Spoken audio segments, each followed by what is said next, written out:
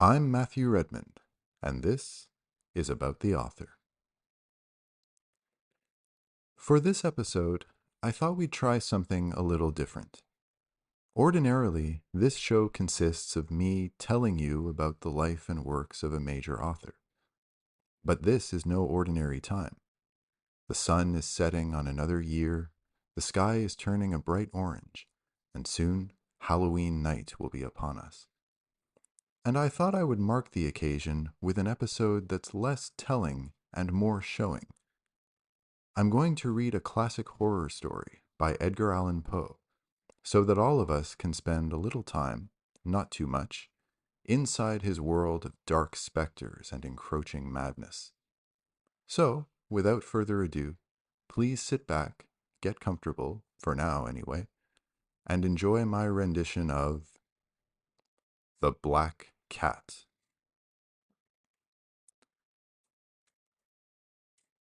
For the most wild, yet most homely narrative which I am about to pen, I neither expect nor solicit belief. Mad indeed would I be to expect it, in a case where my very senses reject their own evidence. Yet mad am I not, and very surely do I not dream. But tomorrow I die, and today I would unburden my soul.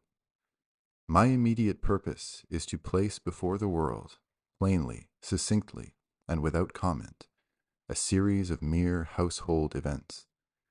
In their consequences, these events have terrified, have tortured, have destroyed me. Yet I will not attempt to expound them. To me, they have presented little but horror. To many, they will seem less terrible than Baroque's. Hereafter, perhaps, some intellect may be found which will reduce my phantasm to the commonplace, some intellect more calm, more logical, and far less excitable than my own, which will perceive in the circumstances I detail with awe nothing more than an ordinary succession of very natural causes and effects. From my infancy, I was noted for the docility and humanity of my disposition. My tenderness of heart was even so conspicuous as to make me the jest of my companions. I was especially fond of animals, and was indulged by my parents with a great variety of pets. With these I spent most of my time, and never was so happy as when feeding and caressing them. This peculiarity of character grew with my growth, and in my manhood I derived from it one of my principal sources of pleasure. To those who have cherished an affection for a faithful and sagacious dog, I need hardly be at the trouble of explaining the nature or the intensity of the gratification thus derivable. There is something in the unselfish and self-sacrificing love of a brute which goes directly to the heart of him who has had frequent occasion to test the paltry friendship and gossamer fidelity of mere man. I married early, and was happy to find in my wife a disposition not uncongenial with my own. Observing my partiality for domestic pets, she lost no opportunity of procuring those of the most agreeable kind. We had birds, goldfish, a fine dog, rabbits, a small monkey, and a cat. This latter was a remarkably large and beautiful animal, entirely black and sagacious to an astonishing degree. In speaking of his intelligence, my wife, who at heart was not a little tinctured with superstition, made frequent allusion to the ancient popular notion, which regarded all black cats as witches in disguise. Not that she was ever serious upon this point, and I mention the matter at all for no better reason than that it happens just now to be remembered. Pluto, this was the cat's name, was my favorite pet and playmate. I alone fed him, and he attended me wherever I went about the house.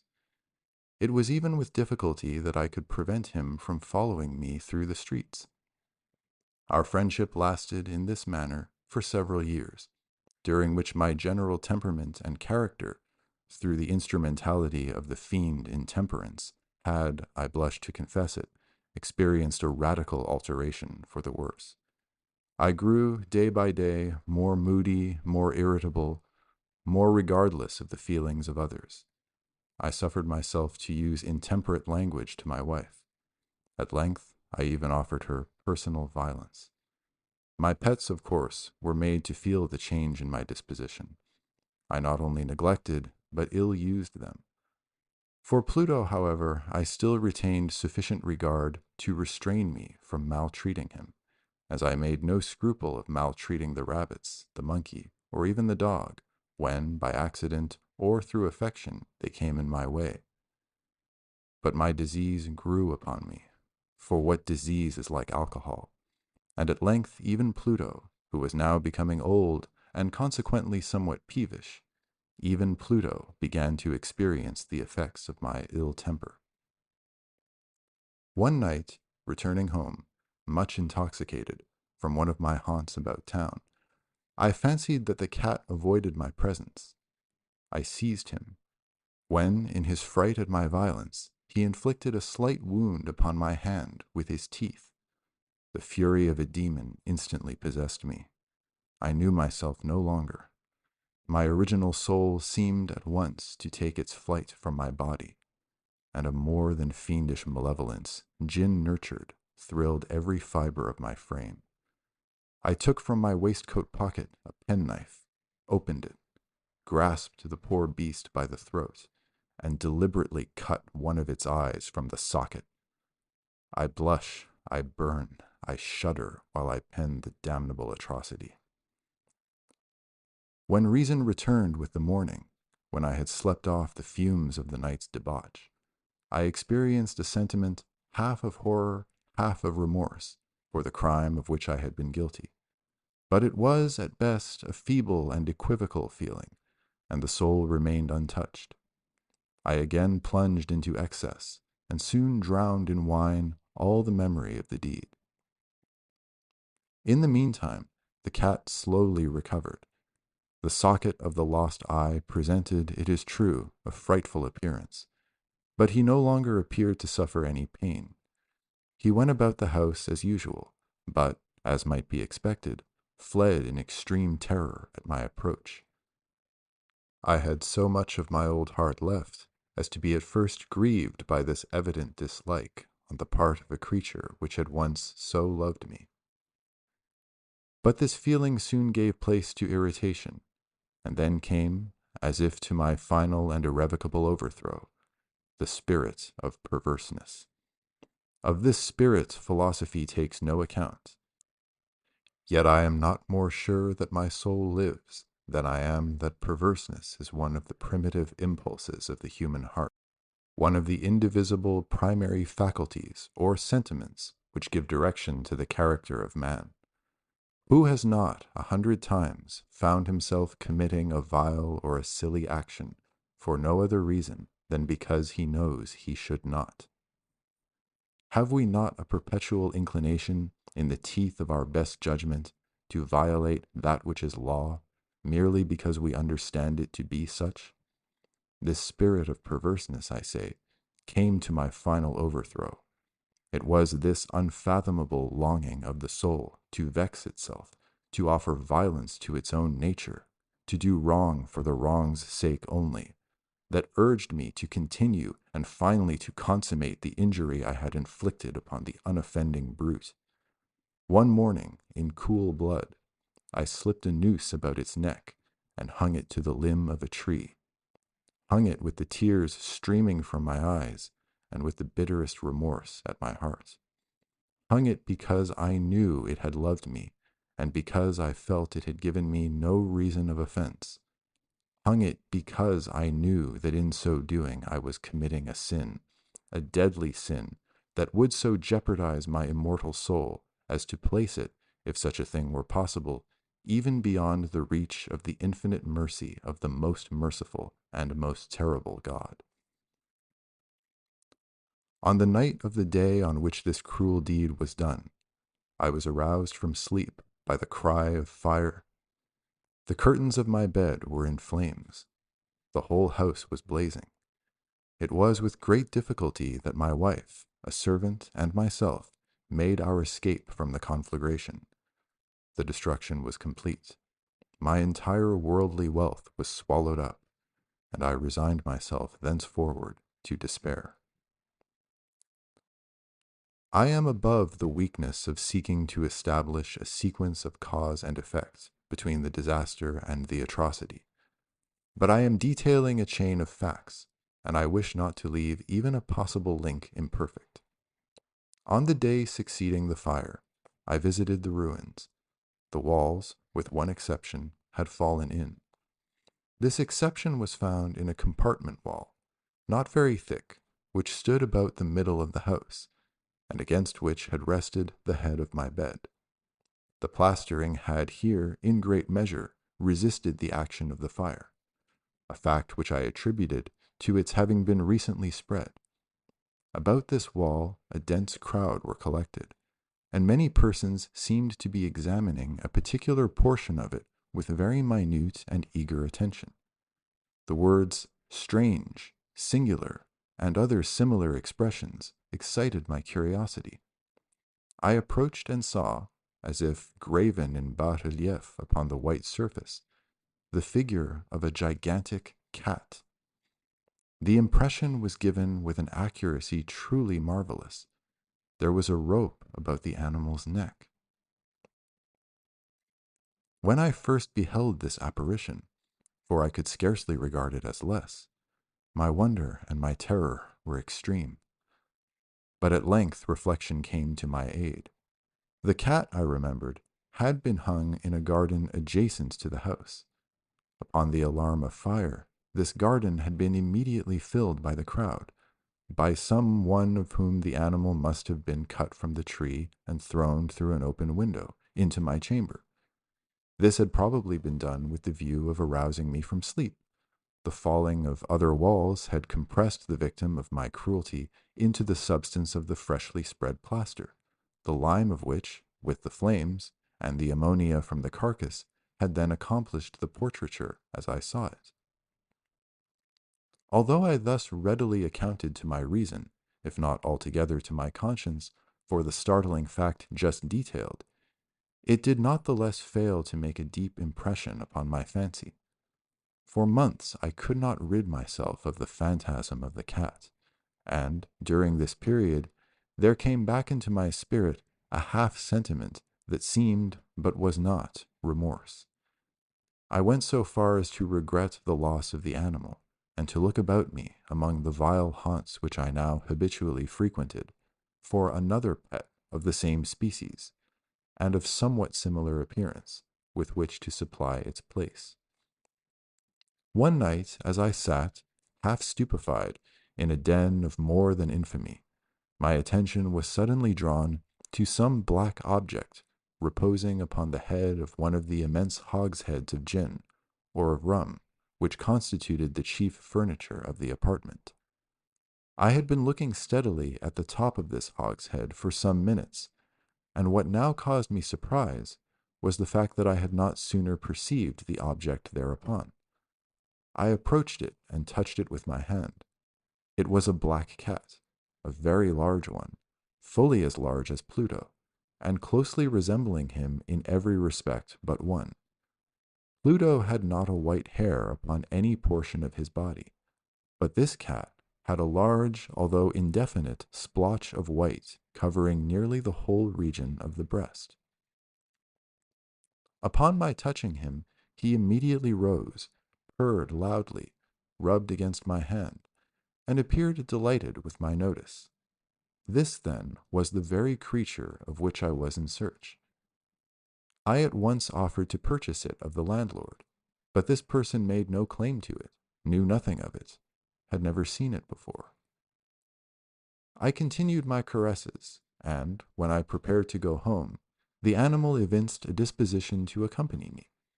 I permitted it to do so, occasionally stooping and patting as I proceeded. When it reached the house, it domesticated itself at once, and became immediately a great favorite with my wife. For my own part, I soon found a dislike to it arising within me. This was just the reverse of what I had anticipated, but I know not how or why it was, its evident fondness for myself rather disgusted and annoyed. By slow degrees, these feelings of disgust and annoyance rose into the bitterness of hatred. I avoided the creature, a certain sense of shame and the remembrance of my former deed of cruelty preventing me from physically abusing it. I did not for some weeks strike or otherwise violently ill-use it, but gradually, very gradually, I came to look upon it with unutterable loathing, and to flee silently from its odious presence, as from the breath of a pestilence. What added, no doubt, to my hatred of the beast was the discovery on the morning after I brought it home that, like Pluto, it also had been deprived of one of its eyes. This circumstance, however, only endeared it to my wife, who, as I have already said, possessed in a high degree that humanity of feeling which had once been my distinguishing trait, and the source of many of my simplest and purest pleasures. With my aversion to this cat, however, its partiality for myself seemed to increase. It followed my footsteps with a pertinacity which it would be difficult to make the reader comprehend. Whenever I sat, it would crouch beneath my chair, or spring upon my knees, covering me with its loathsome caresses. If I arose to walk, it would get between my feet, and thus nearly throw me down, or, fastening its long and sharp claws in my dress, clamber in this manner to my breast. At such times, although I longed to destroy it with a blow, I was yet withheld from doing so, partly by a memory of my former crime, but chiefly, let me confess it, by absolute dread of the beast. This dread was not exactly a dread of physical evil, and yet I should be at a loss how otherwise to define it. I am almost ashamed to own, yes, even in this felon's cell, I am almost ashamed to own, that the terror and horror with which the animal inspired me had been heightened by one of the merest chimeras it would be possible to conceive. My wife had called my attention more than once to the character of the mark of white hair, of which I have spoken, and which constituted the sole visible difference between the strange beast and the one I had destroyed. The reader will remember that this mark, although large, had been originally very indefinite, but by slow degrees, degrees nearly imperceptible, and which for a long time my reason struggled to reject as fanciful, it had at length assumed a rigorous distinctness of outline. It was now the representation of an object that I shudder to name, and for this, above all, I loathed and dreaded, and would have rid myself of the monster had I dared. It was now, I say, the image of a hideous, of a ghastly thing, of the gallows. O mournful and terrible engine of horror and of crime, of agony and of death! And now was I indeed wretched beyond the wretchedness of mere humanity, and a brute beast, whose fellow I had contemptuously destroyed, a brute beast to work out for me, a man, fashioned in the image of the high God, so much of insufferable woe. Alas! Neither by day nor by night knew I the blessing of rest any more. During the former, the creature let me no moment alone, and in the latter I started hourly from dreams of unutterable fear, to find the hot breath of the thing upon my face, and its vast weight, an incarnate nightmare that I had no power to shake off, incumbent eternally upon my heart. Beneath the pressure of torments such as these, the feeble remnant of the good within me succumbed. Evil thoughts became my sole intimates, the darkest and most evil of thoughts. The moodiness of my usual temper increased to hatred of all things and all mankind, while from the sudden, frequent, and ungovernable outbursts of a fury to which I now blindly abandoned myself, my uncomplaining wife, alas, was the most usual and the most patient of sufferers. One day she accompanied me, upon some household errand, into the cellar of the old building which our poverty compelled us to inhabit. The cat followed me down the steep stairs, and, nearly throwing me headlong exasperated me to madness. Uplifting an axe, and forgetting in my wrath the childish dread which had hitherto stayed my hand, I aimed a blow at the animal which, of course, would have proved instantly fatal had it descended as I wished. But this blow was arrested by the hand of my wife. Goaded by the interference into a rage more than demoniacal, I withdrew my arm from her grasp and buried the axe in her brain. She fell dead upon the spot without a groan. This hideous murder accomplished, I set myself forthwith, and with entire deliberation, to the task of concealing the body. I knew that I could not remove it from the house, either by day or by night, without the risk of being observed by the neighbors. Many projects entered my mind. At one period I thought of cutting the corpse into minute fragments and destroying them by fire.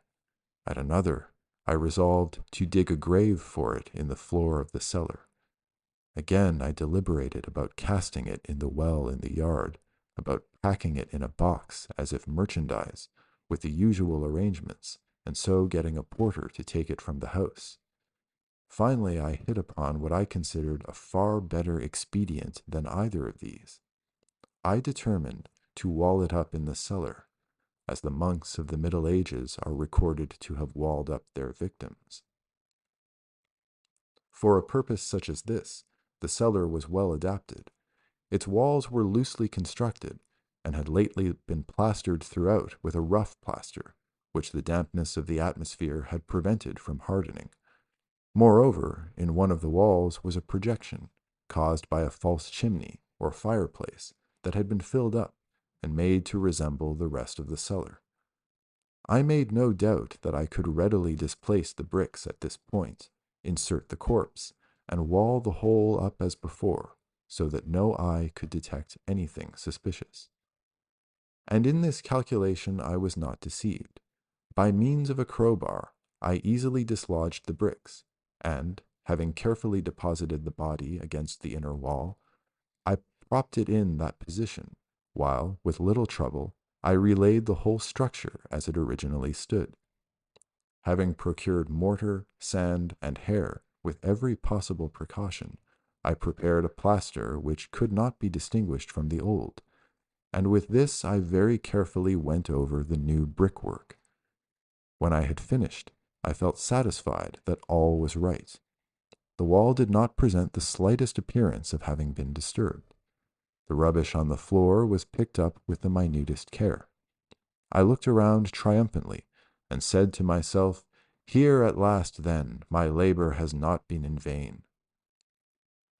My next step was to look for the beast which had been the cause of so much wretchedness, for I had at length firmly resolved to put it to death.